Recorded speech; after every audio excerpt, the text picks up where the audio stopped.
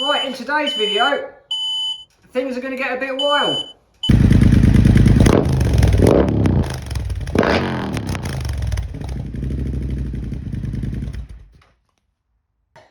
Right then, I've been a little bit quiet with the bobber lately because I've been concentrating on other things, like the other side of my content creation, what actually makes me money. If you want to know about that sort of thing and how I do that, then give me a shout. My links are all below, you can get hold of me. And also, I've had it parked up until I was really sure about what the oil pressure's like. I have actually been tuning it on the street a bit, and I've got much spicier tune on it now, which has got 4 degrees more timing, so it's definitely got a low 11 in it. But while I was doing that, the oil light flickered on at one point. So I've been trying to get hold of an oil pressure gauge, which I've eventually got, and I've got that rigged up on the bike.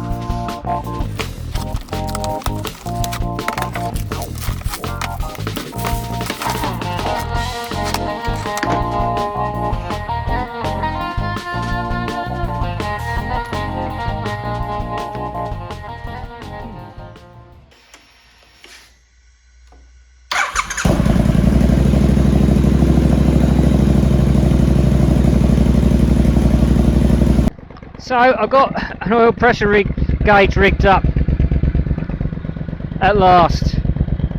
So I'm going to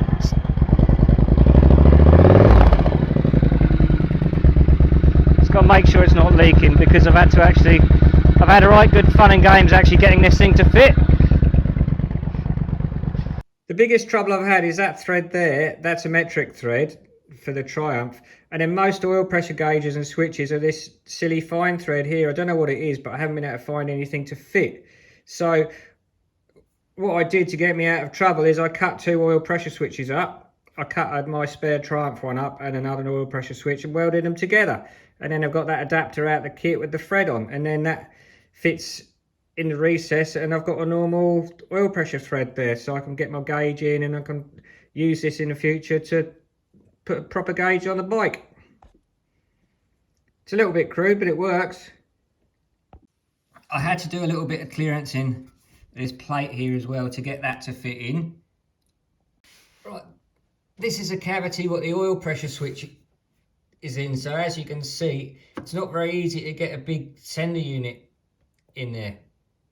As it happens, the oil pressure turns out to be pretty good. It's a little bit low on idle, which is why the oil light flickered on. There may be an oil pressure problem there somewhere, but it doesn't warrant tearing the engine down at this point in time. I didn't actually use this cheap gauge here. Luckily someone lent me a better one which is more accurate, because the scale on this is actually too big. It's not accurate enough. But the fittings I got in here have been worth the money I paid for this.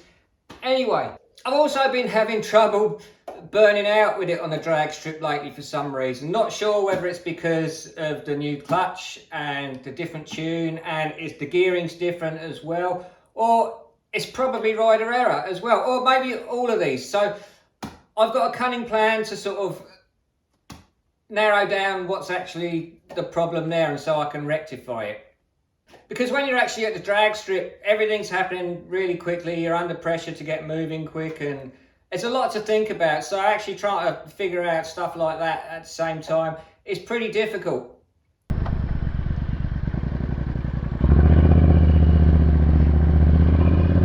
Right, I've just popped out to get some fuel and to warm the oil up, because what we're going to do is we're going to go back and we're going to do some indoor data logging.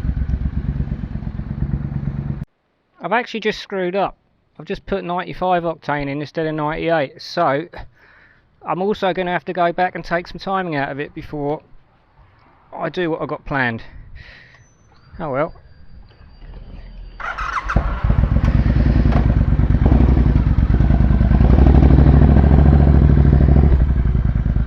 Right, so what I'm going to do is I'm going to take timing out of it where it's under boost. So this is the map I got on there at the moment.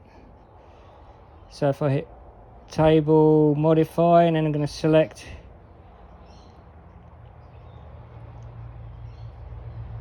that area there and just take 2 degrees out.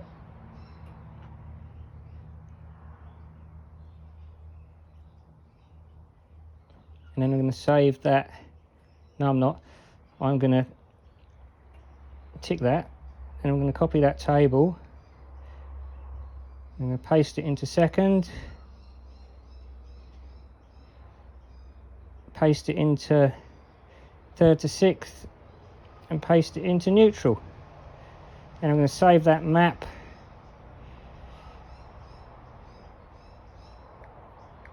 Just going to put temp 2 there, then I know that it's that one. Then I can go back to my other map and put that on when I've got some decent fuel in it.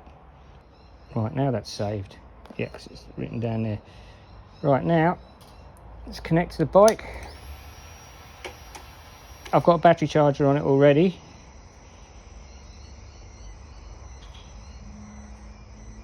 As you can see, 13.1 volts. And now if I hit ECU, reprogram, blah blah blah blah blah blah blah, that should flash that onto the ECU. So I'll show you what we've got going on. We're going to do a bit of stationary data logging. So here I've got my DJI action camera and it's pointing at my boost gauge, my rev counter and my AFR gauge. Let's turn it on so we can see it. And that's going to record that. And over here I've got tune ECU. And if I hit record on there, that's actually not connected to the bike, I can measure all these things. So I'm going to measure the throttle position, engine speed, coolant temperature, and the manifold absolute pressures, and the ignition timing.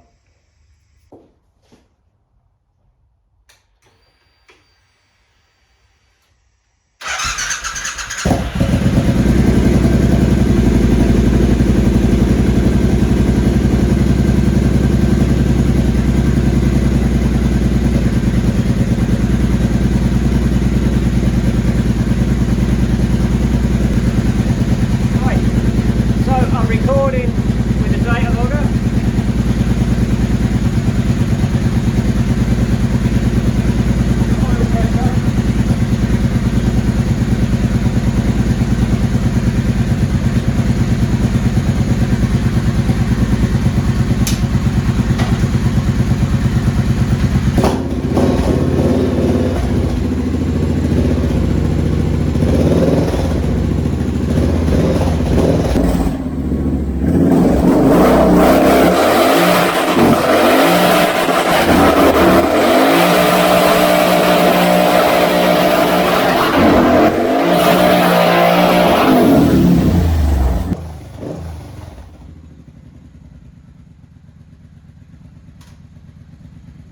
So what we're going to do now is look at the data log. So let's open the data log. Should be that one there. And that's our data log there. The pink line is the timing, the blue line is the RPM, and the green line is the throttle position, which is what I'm concerned with at the moment. So let's expand that a bit and have a closer look. You can actually move a cursor and actually see where things are. So right about here, that's around 30 degrees of throttle, which isn't very much at all, and it's actually hitting the rev limiter. It's doing about 7.3 there, and the timing's about 40 degrees. It gets up to about 46 there. So I'm not real. I want to lower that timing down a bit. Make sure that's a little bit safer there.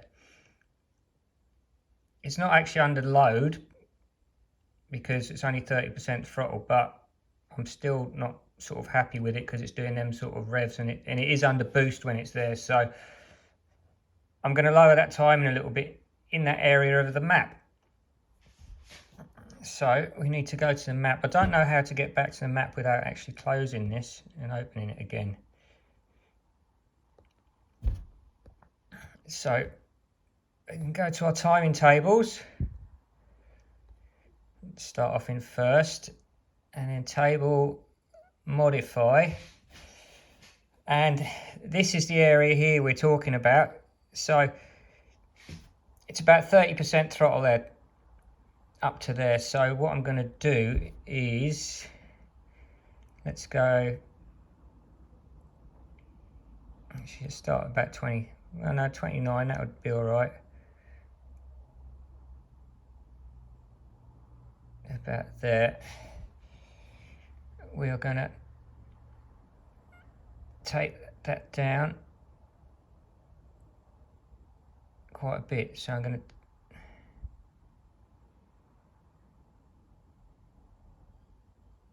take that down about 5 degrees there.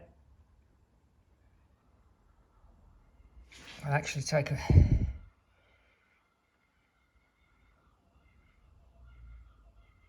I think I'll take a bit more out here as well.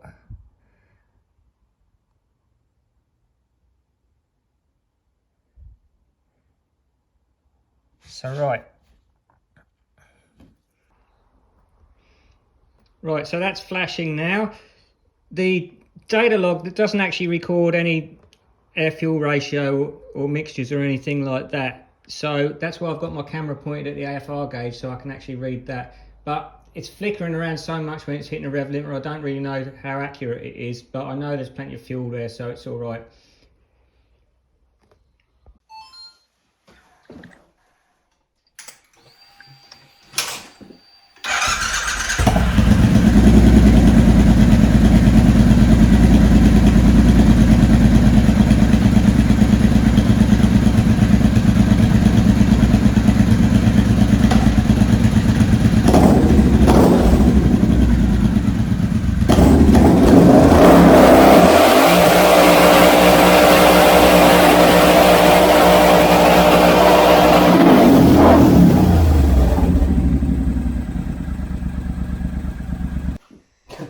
I didn't have it running long enough and the AFR gauge hadn't warmed up.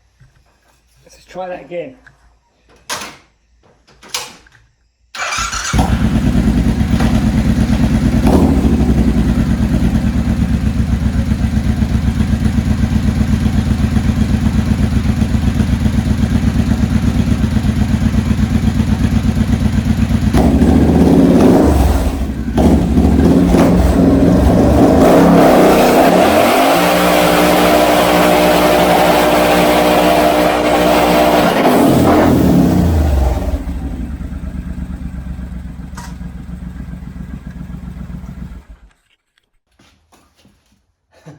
Well, that felt a bit better.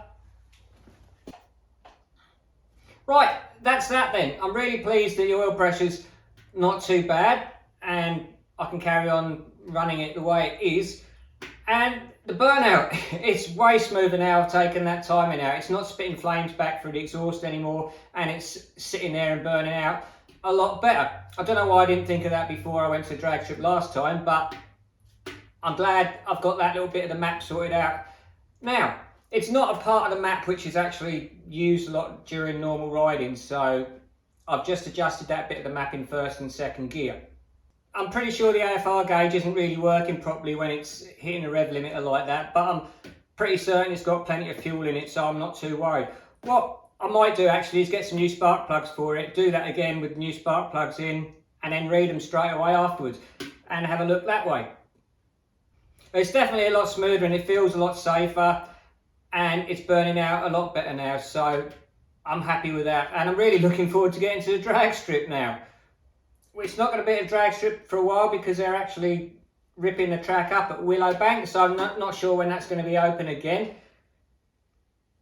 But there's nothing now stopping me from putting the smaller pulley on and tuning it and getting a lot more horsepower out of it. But I'm not going to do that yet. I'm going to get to the drag strip. I'm going to get my low 11, maybe a 10 before I do that. So I can actually show you what the bike's capable of with 9 PSI boost.